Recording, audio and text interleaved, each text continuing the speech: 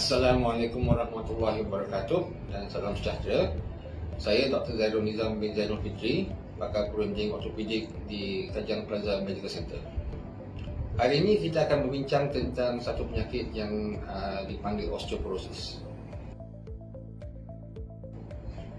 Osteoporosis adalah satu keadaan dan satu penyakit di mana tulang badan kita menjadi bertambah rapuh dan menjadi senang untuk mengalami kepatahan, dan keadaan ini melibatkan hampir kesemua jenis tulang yang ada di badan, tetapi lebih kerap berlaku pada tulang peha, tulang pergelangan tangan dan juga di tulang belakang.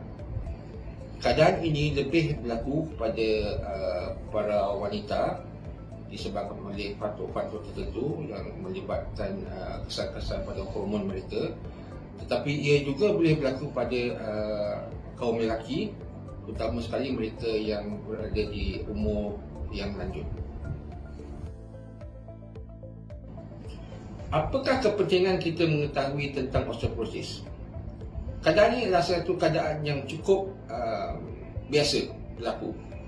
Hampir seorang daripada setiap dua orang wanita akan mengalami kepatahan di dalam umur lanjut mereka, dan hampir seorang daripada setiap 4 orang lelaki mungkin mengalami perkara yang sama. Perkara ini menjadi penting terutama sekali sebab osteoporosis merupakan satu penyakit kronik yang akan berlaku melibatkan satu jangka waktu yang panjang.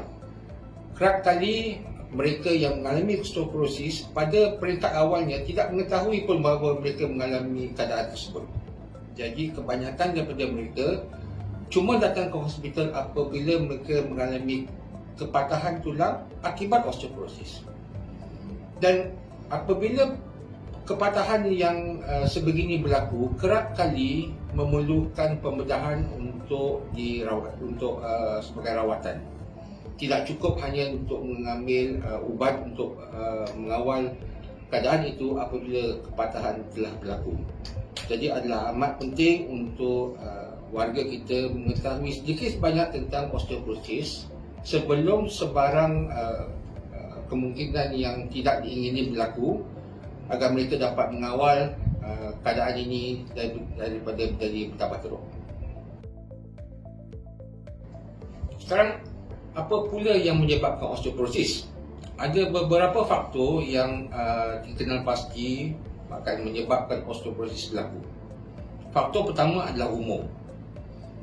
Semakin lanjut umur seseorang, semakin tinggi kebarangkalian seseorang itu untuk mengalami osteoporosis, baik daripada segi jantina sama ada lelaki ataupun perempuan. Faktor kedua adalah dari segi keturunan. Dari segi keturunan, kaum wanita adalah lebih cenderung untuk mengalami kepatahan akibat osteoporosis.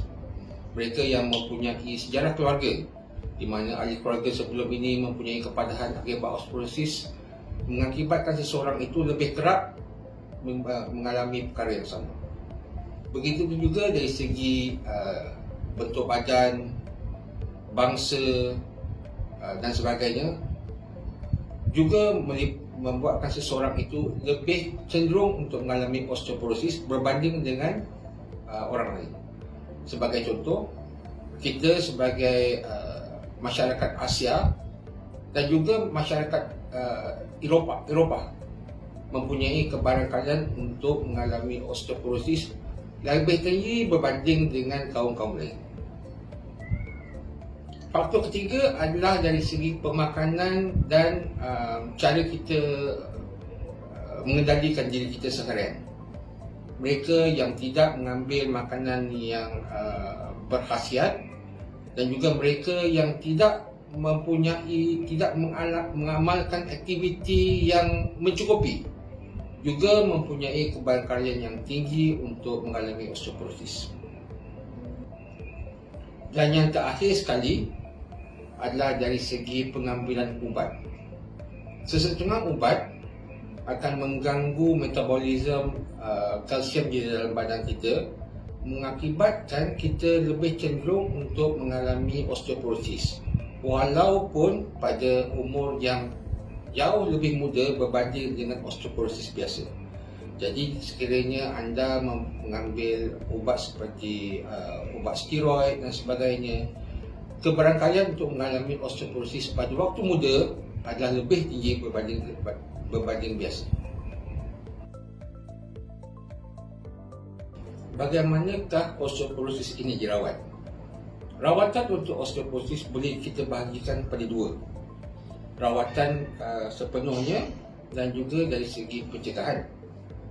Sebagai rawatan untuk osteoporosis, terdapat beberapa jenis ubat dan suplemen yang kita boleh beri pada pesakit untuk meningkatkan kandungan kalsium di dalam badan, di samping menguatkan tulang yang mudah rapuh.